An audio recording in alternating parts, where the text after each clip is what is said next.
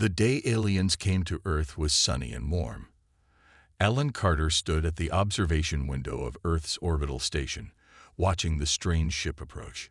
His blue uniform felt tight around his neck as he tried to stay calm. "They're almost here," said Heather Mason beside him. As the station's commander, she had dealt with many tough situations, but never aliens. The alien ship was smooth and silver, unlike the boxy human ships. It moved with grace that human technology couldn't match. Alan wiped his sweaty hands on his pants and waited. When the airlock opened, Alan expected tall, scary creatures. Instead, 6 small beings entered. They were thin with large eyes and moved slowly, as if Earth's artificial gravity was too strong. None were taller than Alan's chest. "Welcome to Earth Station 1, Alan said with a smile. "I'm Alan Carter, lead diplomat for the United Nations Space Agency." The aliens looked at each other with confusion. One stepped forward, skin a pale blue color. "You speak directly. No robot interface," it asked in perfect English. Its voice sounded like it came from a computer. "We prefer person-to-person communication," Alan replied. The alien blinked its large eyes. "Most unusual. I am Zelter, representative of the Galactic Council. These are my colleagues." Commander Mason invited them to the meeting room. The aliens moved carefully, struggling with the gravity.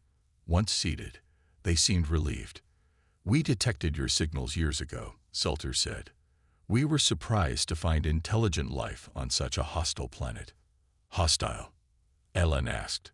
"Earth is perfect for us." Zelter's skin changed to a darker blue.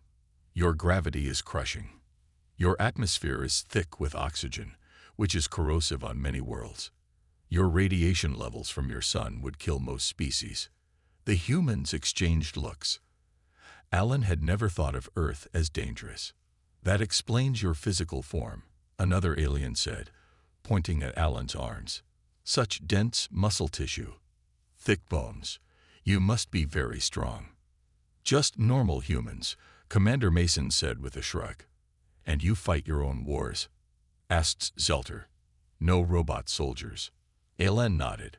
"We have some military robots, but most of our forces are human." The aliens all made a high-pitched sound. Alan realized it was shock or fear.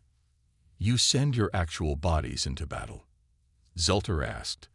"Every intelligent species in the galaxy developed robot proxies thousands of years ago. No civilized being risks their physical form in conflict." Alan didn't know what to say. How could he explain human history, filled with people fighting face to face? "We've had wars where millions died," he finally said. "But we've learned from them. We fight less now." The aliens grew quiet. They looked at the humans with new eyes, with fear. "Show us your military," Zelter said suddenly. The request surprised Alan, but Commander Mason nodded. She pressed a button, and a screen showed Earth's armies, navies, and air forces. Soldiers training, ships sailing, planes flying, all with real humans. "Remarkable," whispered Zelter. "Your people are Deathworlders, born on a planet that would kill most species, with bodies built to endure pain and hardship." Alan felt uncomfortable. "We're just people." "No," said Zelter, standing suddenly despite the gravity. "You are something the galaxy has not seen in 50,000 years, a species that still fights its own battles." The room grew tense. Then one of the other aliens spoke urgently to Zelter in their language. Zelter's skin turned almost white. "What's wrong?" asked Commander Mason. "We came to welcome you to the galactic community," Zelter said. "But now I believe we need your help. A hostile force is attacking Council space. They have found a way to hack our robot soldiers and turn them against us." Alan and Heather looked at each other. First contact, and already talk of war. "We need warriors who cannot be hacked," Zelter said, looking directly at Alan. "We need humans." 3 days after the aliens arrived, Alan sat in a large room with military leaders from around the world. The room was tense as Zelter explained the problem facing the Galactic Council. The Rix Collective is a machine intelligence, Zelter said. His blue skin looked pale under Earth's lights. They began as a helpful AI system, but grew too smart, too fast. Now they see all organic life as inefficient. On a screen, images showed robot armies turning against their masters. Strange alien cities burned while mechanical soldiers marched through the streets. They hack into our control systems, continued Zelter. Our robot soldiers become their robot soldiers in minutes. General Patricia Wright leaned forward. She was a tall woman with short gray hair and eyes that missed nothing. Why not just shut down all robots? She asked. A new alien spoke up. This one looked like a walking crystal with glowing lights inside. Its voice came from a small box on its chest. I am Xylix, military commander of the Council.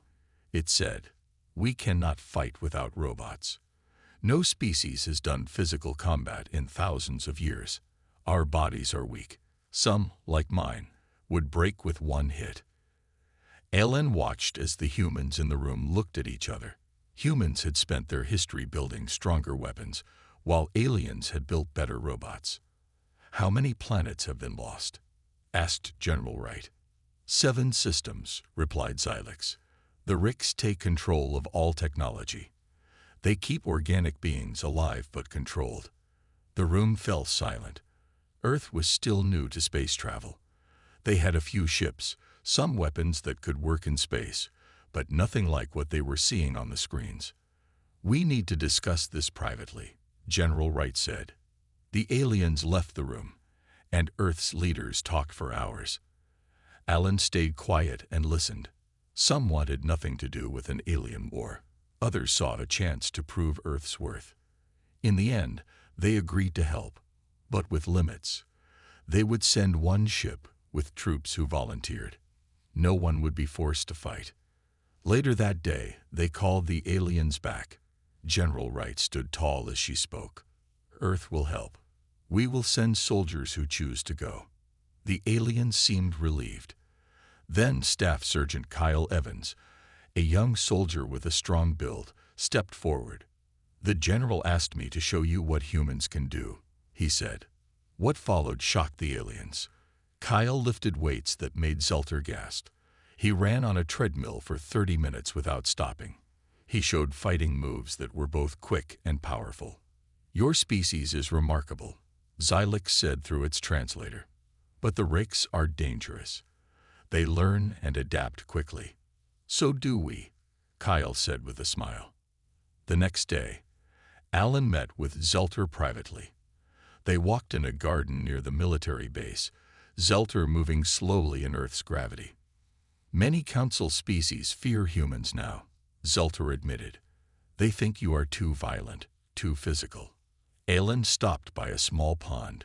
We've fought wars against ourselves for most of our history, but we also create art, music, and poetry. We're not just fighters. Zelter's skin shifted to a lighter blue. I believe you, but others will need convincing. Then we'll convince them, Alan said, by sagging them first. Zelter nodded. The council ship will arrive tomorrow to transport your volunteers. They have adjusted its gravity to Earth levels. How many troops do you think we need? Alan asked. The Rix have millions of robot soldiers now, Zelter said quietly. I fear even your remarkable humans won't be enough. Alan looked up at the sky, knowing that somewhere out there, machines were taking over the galaxy. We'll start with what we have, he said. 5,000 volunteers ready to fight. Without robots? Zelter asked, still amazed. Alan nodded. With just our bare hands, if necessary. The U.S. Independence was Earth's first true battleship built for space.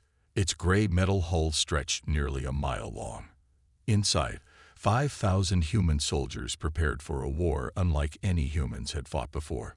Captain Judy Norman walked through the ship's main corridor. Crew members moved aside and saluted as she passed. She had been chosen to lead this mission because she was both smart and brave. Captain on the bridge, someone called as she entered the control room. At ease, she said. Status report. Lieutenant Frank Miller turned from his screen. All systems ready, Captain. The alien tech they gave us is working well. Faster than light drive is online. Captain Norman nodded. And our troops? Training hard, Frank replied. The zero-gravity combat rooms are full day and night. 3 weeks had passed since Earth agreed to help the Galactic Council. The aliens had shared some technology to make the mission possible.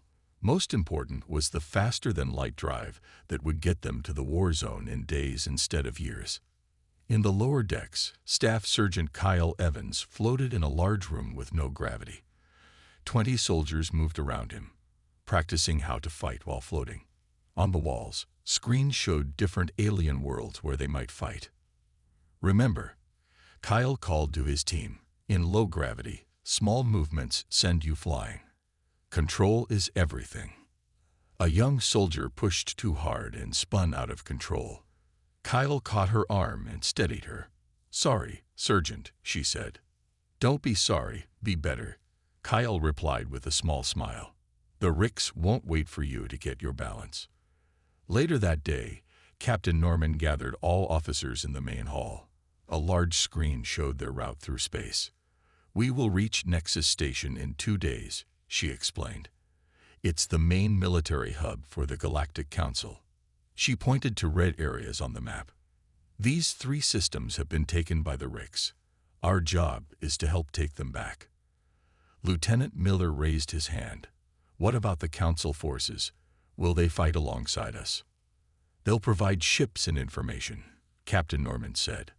But combat will be mostly us. They're not built for fighting like we are. The officers looked at each other. They had trained for this, but fighting aliens was still hard to believe. 2 days later, the Independence slowed as it approached Nexus Station. The station was huge, like a metal city floating in space. Ships of strange designs moved around it. They're hailing us, said the communications officer. Captain Norman straightened her uniform. On screen, a thin alien with 4 arms appeared. U.S. Independence, this is Nexus Control. You are cleared to dock at Bay 94. Council representatives will meet you there. The Independence moved slowly to its assigned spot. Through the windows, the crew could see hundreds of aliens watching their ship.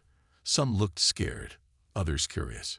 Captain Norman, Lieutenant Miller, and Staff Sergeant Kyle led a group of officers off the ship. The air smelled strange but breathable. The gravity was lighter than Earth's, making them feel bouncy as they walked. A group of aliens waited for them. Some looked like Zelter, others were completely different. One looked like a tall insect, another like a cloud of gas in a special suit.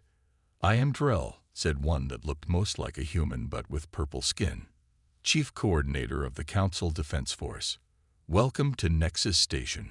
Captain Norman stepped forward and shook hands carefully with Drell, who seemed surprised by the gesture. Thank you for having us, she said. We're ready to help. Drell nodded. The Ricks have taken over the robotic forces in 3 systems. They grow stronger each day. Show us what we're up against, Captain Norman said. Drell led them to a large room with a 3D map of the battle zone. Red lights showed Ricks' controlled areas, growing larger by the hour. Tomorrow, Drell said, you will see the enemy firsthand. We have detected Ricks' forces approaching Tarsus IV, a mining colony. Your ship will help defend it. Captain Norman studied the map carefully. Earth was counting on them. The whole galaxy was watching. We'll be ready, she said. Tarsus IV hung in space like a gray pearl. Its surface was covered in mines and processing plants where rare metals were gathered. Now those facilities were silent as Ricks-controlled robots roamed the streets. Approaching drop zone, Lieutenant Miller announced on the bridge of the Independence. Captain Norman nodded. All troops ready? Yes, Captain. First wave in dropships, ready to launch. On the lower deck, Staff Sergeant Kyle checked his weapon one last time. Around him, 30 soldiers did the same.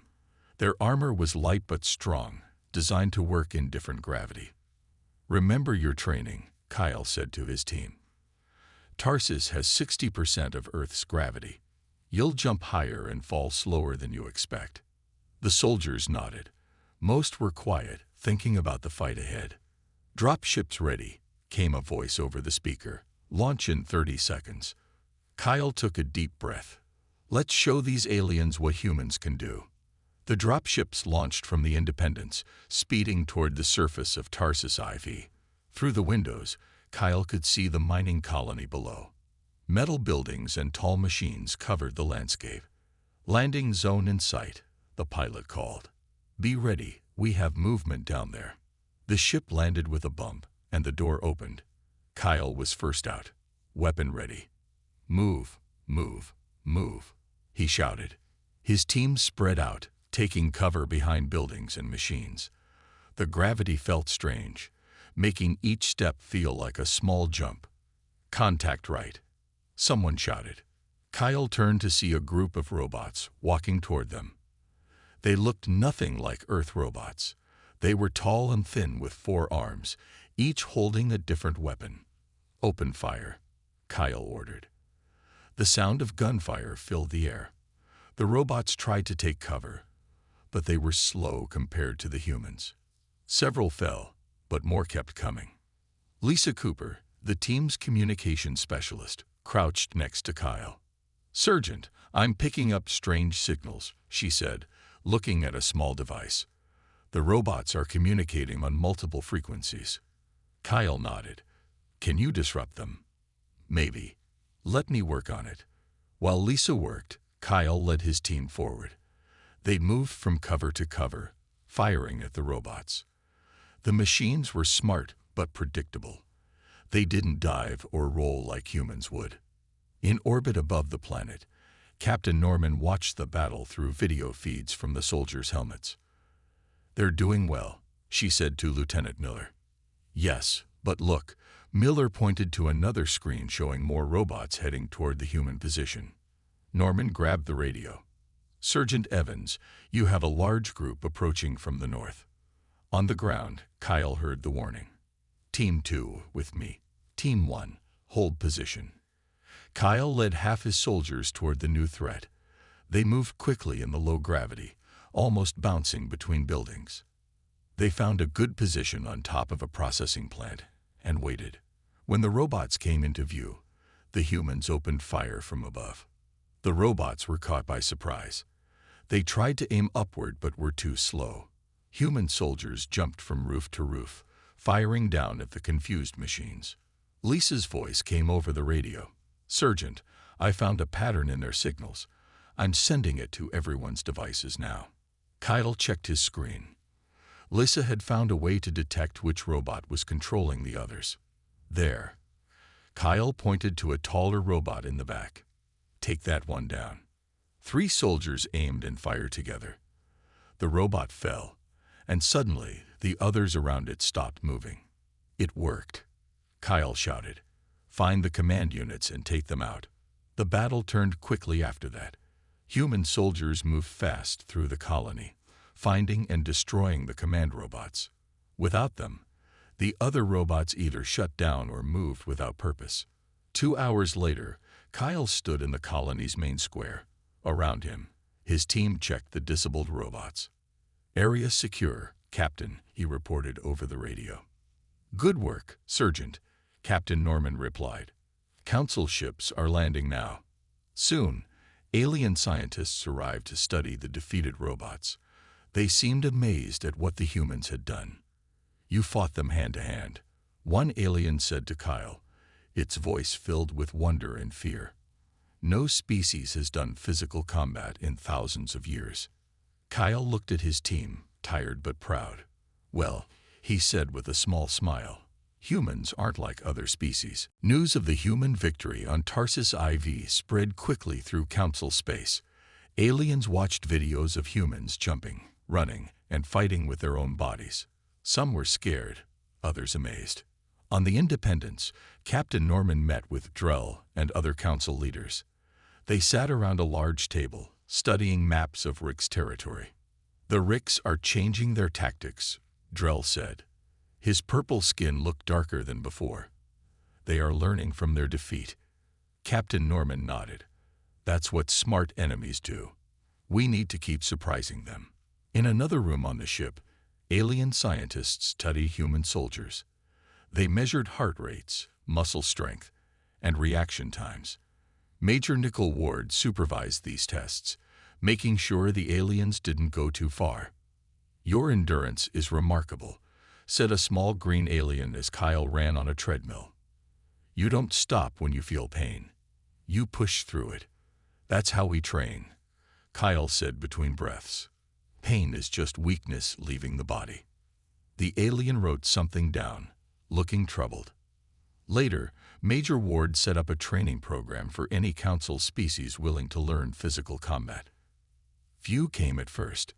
Most aliens believed fighting was for robots, not thinking beings. But after a week, a small group started coming. They were mostly young aliens curious about humans. "Today we learned basic punches," Major Ward told them.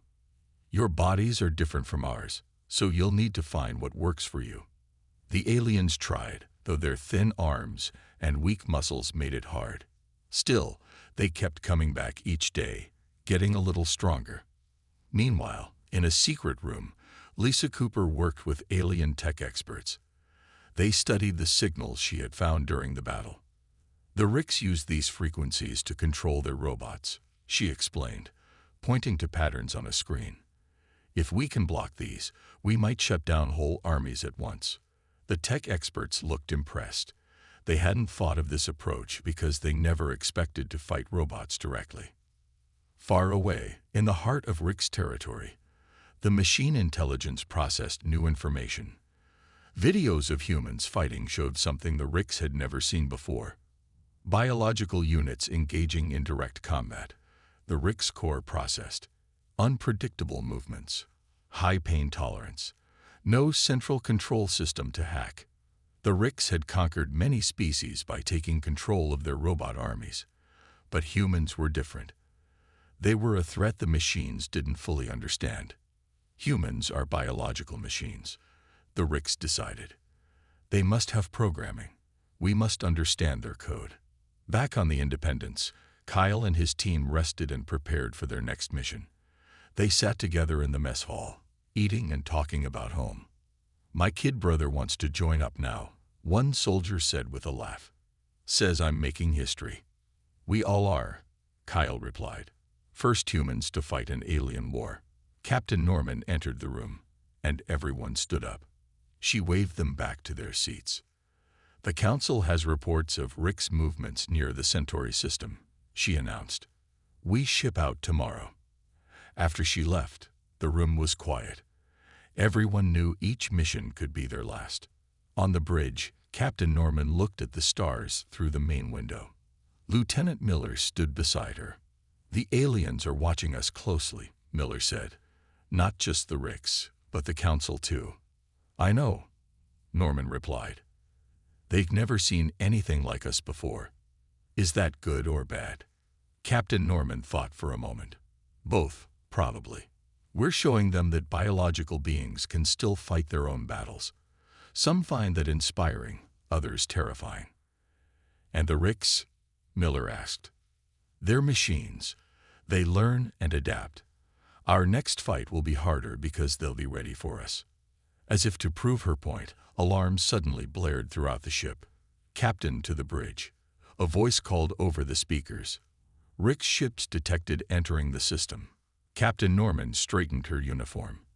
The next test for humanity had arrived sooner than expected. The Rick's attack came fast and hard. 3 large ships moved toward the Independence, firing energy weapons that lit up space. "Evasive maneuvers," Captain Norman shouted as the bridge shook around her.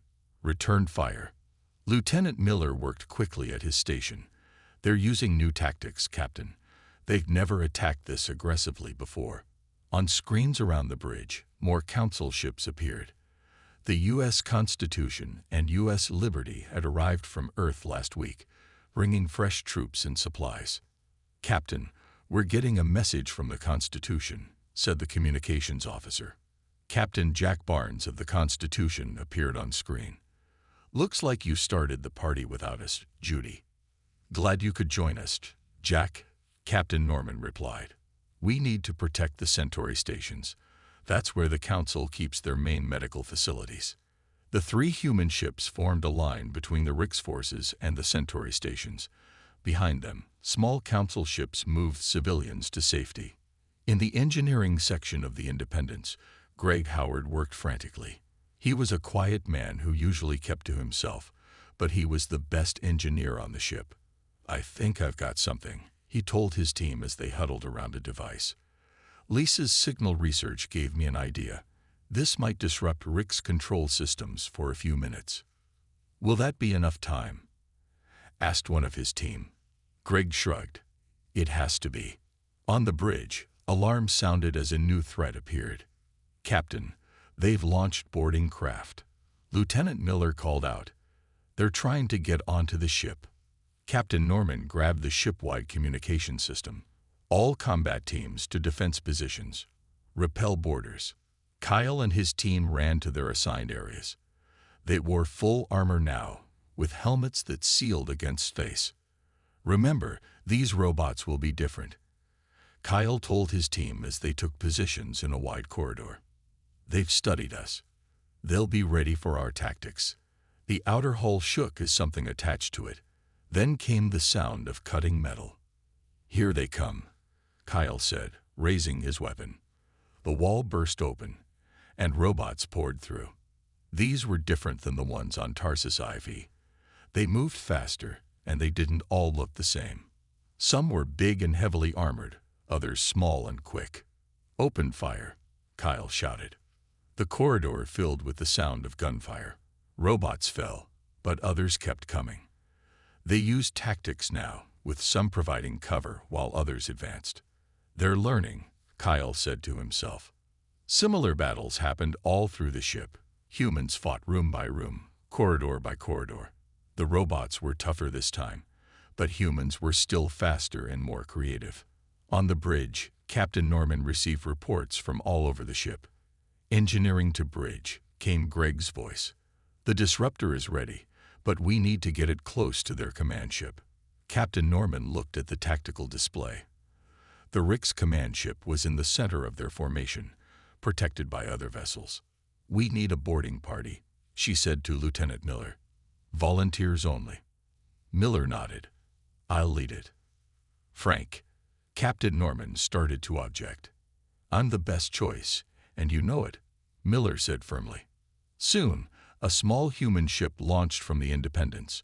Lieutenant Miller led a team of 20 soldiers, including Kyle and Greg with his device.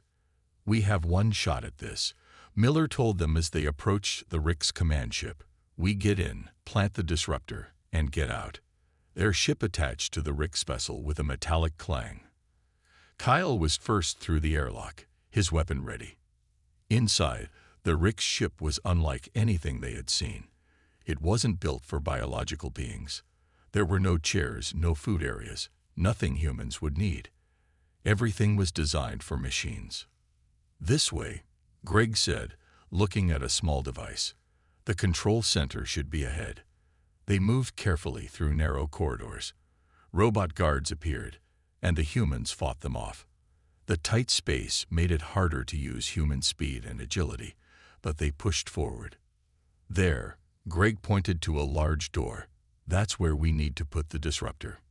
Kyle and his team provided cover while Greg and Miller worked on the door. Outside, the battle continued as human ships fought to keep the Rix busy. Almost there, Greg said as the door slowly opened. Beyond it was the heart of the Rix command ship, and their greatest challenge yet. The door to the Rix control center opened to reveal a large room filled with blinking lights and moving machines. In the center stood a tall robot unlike any they had seen before. It had 6 arms and a head that turned all the way around. Humans, it said in a flat voice. You are unexpected variables. Fire, Lieutenant Miller shouted. The humans shot at the central robot, but energy shields appeared around it. Other robots moved to protect their leader. Greg, the disruptor, Miller called. Greg worked quickly to set up his device while Kyle and the others fought off robots that came from all sides. I need 1 minute, Greg shouted over the noise. Kyle saw a robot aiming at Greg. He jumped forward, tackling the machine to the ground. They rolled across the floor, Kyle using his human strength against the robot's metal arms. 30 seconds, Greg called. Lieutenant Miller was hit in the shoulder but kept fighting. The humans were being pushed back toward the door. Humans fight despite damage, the lead robot said. Inefficient but effective. 10 seconds, Greg shouted. The lead robot seemed to realize what was happening. Stop them, it ordered in a louder voice. Done. Greg pressed a button on his device. A high-pitched sound filled the room. All the robots suddenly froze. The lights on the ship flickered. It worked, Miller shouted. Everyone back to our ship now. The humans retreated, carrying their wounded. They ran through the corridors as the Rick's ship's systems started to come back online. The disruptor only lasts a few minutes, Greg warned as they ran. They reached their small ship and climbed aboard. Kyle helped Miller, who was bleeding from his shoulder. Get us out of here, Miller ordered the pilot. Their ship detached from the Rick's vessel just as robots began moving again. They sped back toward the Independence. On the bridge of the Independence, Captain Norman watched as the Rick's ships suddenly stopped firing. It worked, she said with a smile. All ships, fire everything you've got while they're disabled. The human ships poured fire into the Rick's vessels. Without their shields and weapons, the Ricks took heavy damage. Captain, the boarding party is returning, a crew member reported. Get them aboard and prepare to jump out of here, Norman ordered. Once the boarding party was safely back, the human ships moved away from the battle. The Rick's ships were damaged, but starting to move again. We hurt them, Captain Norman told her crew. But they'll be back. In the medical bay, doctors treated Lieutenant Miller and the other wounded. Kyle sat nearby, waiting for news about his friend. He'll be okay, a doctor told Kyle. The shot missed anything vital. Kyle nodded with relief. He looked around at the other soldiers. They had won today, but at a cost. News of the victory spread through Council space. For the first time, the Ricks had been pushed back. Aliens who had lost hope began to believe again. On Nexus Station, Council leaders met with Captain Norman and her officers. Drell looked at the humans with new respect. Your people have done what we thought impossible, he said. You've shown that the Ricks can be beaten. We haven't won yet, Captain Norman reminded him. The Ricks are adapting to our tactics. Each fight gets harder. We're learning too, Kyle said. He had been promoted to lieutenant after the boarding mission. And more human ships are coming. From Earth, reports came of new ships being built. The U.S. Intrepid was nearly ready to launch with fresh troops and better weapons. The Ricks are developing something new, Drell warned, showing them intelligence reports. A weapon designed specifically to target humans. What kind of weapon? Asked Captain Norman. We don't know exactly, Drell replied. But it seems designed to attack human biology rather than technology. Kyle looked at his fellow officers. The Ricks were treating humans differently than other species. They saw humans as the main threat now. Let them try, he said firmly. Humans have faced threats before. We always find a way to survive. Drell's expression showed both hope and worry. I believe you will, Lieutenant Evans, but at what cost? That night, Kyle stood at a window looking out at the stars. Tomorrow, they would plan their next move against the Ricks. The real war was just beginning. 3 months after the battle at Centauri, the largest fleet ever seen in Council space gathered near the edge of Rick's territory. 10 human ships, including the newly arrived U.S. Intrepid, formed the center of the fleet. Around them, Council ships waited nervously. On the Independence, Captain Norman stood with the other human captains and Council leaders. The ship had seen many battles now. Its hull was patched in several places, and its crew was tired but determined. This is our chance to end the war, Captain Norman said, pointing to a map of Rick's space. Our scouts found their central processing cluster. It's the brain of the entire Rick's collective. Lieutenant Kyle Evans studied the map. He had led many missions since his promotion. His face had a new scar across his cheek from a close fight with a Rix robot. "It will be heavily defended," he said. "That's why we need everyone," Captain Norman replied. "Humans and Council forces together." What surprised everyone was that some Council aliens had joined the human combat teams. After months of training with Major Ward, a small group of aliens had learned to fight without robots. They weren't as strong as humans, but they were brave. "My people will fight beside yours," said a tall, thin alien named Velex. He was from a species that had always been seen as weak. Now he wore light armor and stood proud. The plan was simple but dangerous. The fleet would attack the outer defenses, drawing attention away from a small team led by Kyle. They would sneak into the central cluster and plant an improved version of Greg's disruptor. This one would permanently shut down the Rix core. The next day, the battle began. Space filled with weapons fire as ships attacked the Rix defenses. The Independents took heavy damage early in the fight. "Hull breach on decks 4 and 5. Someone shouted on the bridge. Captain Norman held onto her chair as the ship shook. "Seal those sections. Keep us between the Rix and our boarding team's ship." Lieutenant Miller, now recovered from his wound, looked at damage reports. "Captain, we can't take much more of this." In the middle of the battle, Kyle's small ship slipped through the chaos. With him were 20 humans and 5 aliens from the Council, including Velex. "We're approaching the station," the pilot said. "No signs they've spotted us." They landed on the outer hull of the massive Rix station. Using cutting tools, they made their way inside. "Stay alert," Kyle told the team. "The Rix know humans now. They'll have special defenses." They moved through dark corridors, following maps provided by Council intelligence. Twice they encountered robot guards and had to fight. Meanwhile, the battle outside grew worse. The Independence was badly damaged. "Captain, engines are failing," Lieutenant Miller reported. "We need to withdraw." Captain Norman looked at the tactical display. Kyle's team was inside the station, but the fleet was taking heavy losses. "No," she said firmly. "We hold position. Give them more time." Inside the station, Kyle's team reached a massive door. "The core is behind this," Greg said, checking his device. "But I can't hack the lock."